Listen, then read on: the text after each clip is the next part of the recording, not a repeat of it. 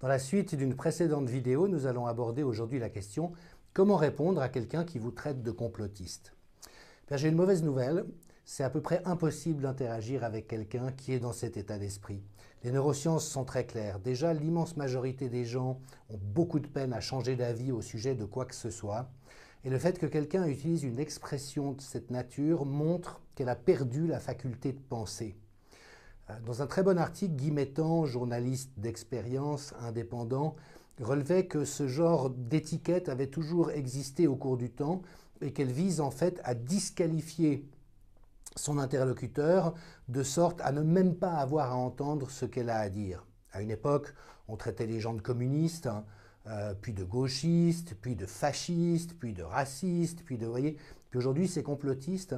Et donc franchement, une personne qui utilise cette étiquette contre vous montre qu'à ce moment-là, et c'est malheureusement en général chronique, elle a perdu la capacité de penser et donc elle ne cherche pas un dialogue authentique, mais qu'elle cherche à ne surtout pas entendre ce que vous avez à dire. Alors évidemment, quand on le subit, c'est désagréable. C'est en fait une négation de la relation et c'est un abus extrêmement fort qui nous est fait lorsque ça nous est adressé. Puis d'un autre côté, comme toujours, je crois que la seule clé qui est vraiment libératoire pour nous, pour éviter d'entrer en symétrie et dans la colère par rapport à ces gens-là, eh ben, c'est la compassion. C'est de comprendre que quelqu'un qui est tendu, anxieux,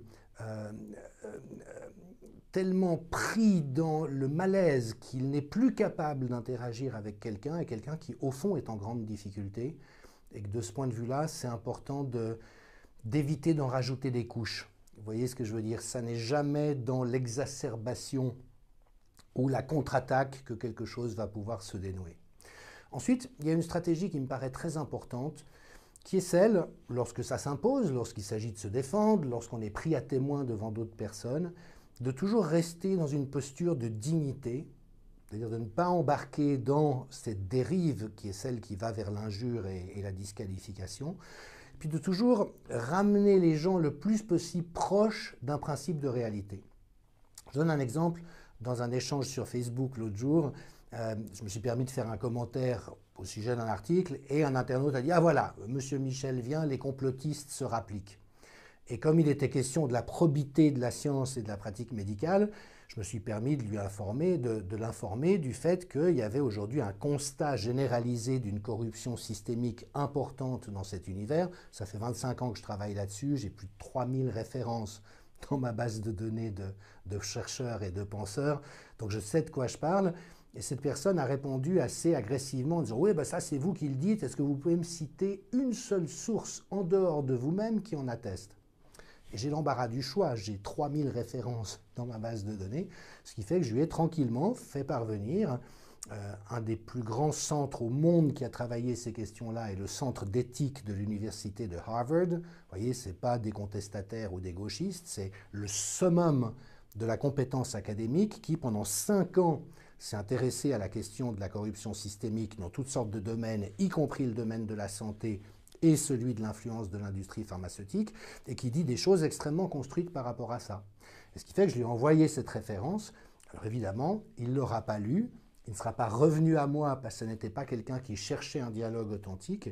Par contre, ça permet que tous les lecteurs de ce fil d'actualité puissent observer que son attaque ne m'avait pas déstabilisé, que j'ai effectivement des arguments à produire pour une discussion authentique, et donc je ne me laisse pas intimider ou impressionner par cette bascule dans l'injure.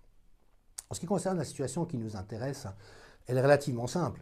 Ou bien tout le monde est de bonne foi, à part les complotistes qui imaginent des choses qui n'existent pas. C'est par exemple la position du médecin cantonal du canton de Neuchâtel, qui a écrit ça, il m'a traité de complotiste sur les réseaux sociaux, et il disait ça, mais voilà, il n'y a rien à chercher, on prescrit l'hydroxychloroquine quand on croit qu'elle marche, une fois qu'on s'est rendu compte qu'elle ne marchait pas, on ne la prescrit plus. Voilà, le monde est simple. Heureux homme, j'ai envie de dire, au moins c'est quelqu'un qui ne se pose pas 26 000 questions et qui n'a pas trop de dilemmes. Maintenant, en l'état actuel des connaissances sur la manière dont les décisions sont prises dans le domaine de la santé, c'est une hypothèse, elle n'est pas entièrement exclue, peut-être a-t-il raison au bout du compte, mais je dirais que la probabilité que cette hypothèse soit juste est inférieure à celle, à mon sens, de gagner quand on achète un billet de loterie. Étant donné que tout le monde, à part ce médecin cantonal et d'autres, mais les centres d'éthique des universités, les revues médicales elles-mêmes, tous les gens un peu au courant du domaine savent qu'on a un gros problème de probité systémique dans cet univers, eh ben on se rend bien compte que par exemple, alors qu'on exigeait de l'hydroxychloroquine 26 000 gages et d'efficacité et de sécurité, avec en plus des études truquées, quand le remdesivir est accepté sans preuve de son efficacité, avec des gros doutes sur sa sécurité, avec une espèce de double standard, où tout d'un coup, on s'en fiche qu'il y ait des données probantes et des études randomisées en double aveugle, ben on voit bien qu'il y a une différence, une inéquité qui doit quand même renvoyer à quelque chose. Il faut savoir qu'en France, quand Agnès Buzyn a classifié l'hydroxychloroquine sur la liste des produits vénéneux au mois de janvier, ce qui a retiré aux personnes, c'est un médicament en vente libre jusque-là, Libération est allé chercher l'information qu'en fait, ça a été fait à la demande du laboratoire Sanofi, qui est en France le producteur d'hydroxychloroquine. C'est donc le laboratoire qui a demandé à la ministre de classer ce médicament qui n'avait jamais posé aucun problème de sécurité. Et qu'est-ce qu'on observe 6 mois plus tard? C'est que l'Union européenne vient de commander 300 millions de doses de vaccins à qui? Vous avez deviné, à Sanofi. Donc, on voit bien qu'il y a des choses qui ne sont pas claires. Deuxième hypothèse, c'est juste la corruption systémique qui est agissante comme elle l'est chroniquement dans ce domaine. Et ma foi, c'est déjà suffisamment grave. Puis troisième hypothèse, comme on voit quand même une destruction de nos sociétés, de nos économies, une mise à genoux des pays et une espèce de mafia tentaculaire numérique et transhumaniste qui est en train de recueillir tous les fruits de ce psychodrame invraisemblable qui a été généré, se pose effectivement la question de savoir s'il y a une orchestration. On voit quand même que l'OMS, les gouvernements, les GAFAM, Facebook, Twitter, les panels d'experts, la task force, réagissent tous de la même manière, d'une manière qui ouvertement est malhonnête à certains égards, et donc on a le droit de se demander, mais bon sang, qu'est-ce qui se passe ? Il faut rappeler que des complots, il y en a eu énormément dans l'histoire de l'Occident.